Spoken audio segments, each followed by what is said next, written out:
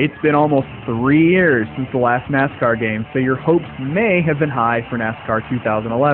This is the only game in town where NASCAR is concerned, and the lack of suitable competition shows in the game's quality. That isn't to say it isn't sometimes fun. The racing is fluid, and when the AI is running on all cylinders, the game requires focus and precision, having you draft behind vehicles in front so you can slingshot into an opening. But the issues here are so troublesome that even the most forgiving NASCAR fans might have trouble overlooking them. That includes broken online features that make multiplayer racing almost a complete waste unless you have a regular group of friends to race with. These and other problems are hard to stomach, but when you're on the track, NASCAR 2011 feels good. Whether that's enough to allow you to stomach the flaws depends on your level of tolerance for them. All clear, bud. The career mode is where you'll get the most mileage.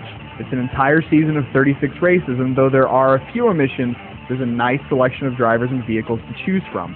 Just be aware, as of this recording, the cars, rules, and so on are based on the 2010 season, not 2011. It's functional, but not particularly inspired or deep, certainly nowhere near the multi-year career modes in the NASCAR games of the past. It does get the job done, though, just without much flair. The road races throw in some variety when you tire of turning left, but invitational events also help in this regard. On the track, NASCAR 2011 feels good, and there are a number of ways to tweak your vehicle. When things are running on all cylinders, the game captures the tension of a good NASCAR race.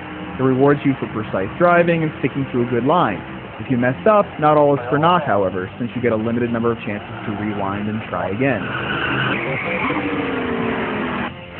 Getting involved in a crash highlights one of the game's major problems, though. Caution flags are broken. The slightest scuffle between two AI drivers in the rear of the pack may cause the yellow flag to fly immediately, but if you're in a 15-car pileup, it might never come. The AI and level of challenge are also wildly inconsistent. It's way too easy to qualify first on most of the tracks on medium difficulty, and sometimes even on hard, even if you bang into the wall multiple times. On the other hand, maintaining a great line and good speeds on Daytona and a few other tracks may not result in such a grand starting position.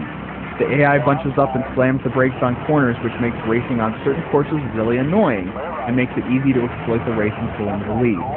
Bugs and AI troubles plague the pit, so don't be surprised if AI drivers make boneheaded pit stops, or drive directly into the pack and cause a wreck as they exit the pit. If you wanted to escape the AI troubles, you might think online play is where it's at, but no. NASCAR 2011 is rather broken online. You can enter a race but be paralyzed and unable to drive, or spawn in upside down. And when you can get into a smooth race, spoiled sports might be driving around ramming into everyone. It's better to stick with friends if you want to race as you were meant to. Even the leaderboards are broken, showing lap times of a second or two, or even 0. It isn't impossible to find a smooth race with responsible players, but it's much too difficult to make NASCAR worth purchasing for the online play. But if you like circuit racing and don't mind the offline issues and lack of depth, you might still get some fun out of NASCAR 2011. The game looks good and sounds good, various inconsistencies notwithstanding.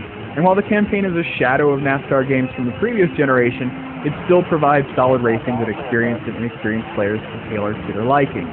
But there's no excusing the problem, not when so many driving games, both current and past, provide so much bang for the buck and work the way they should.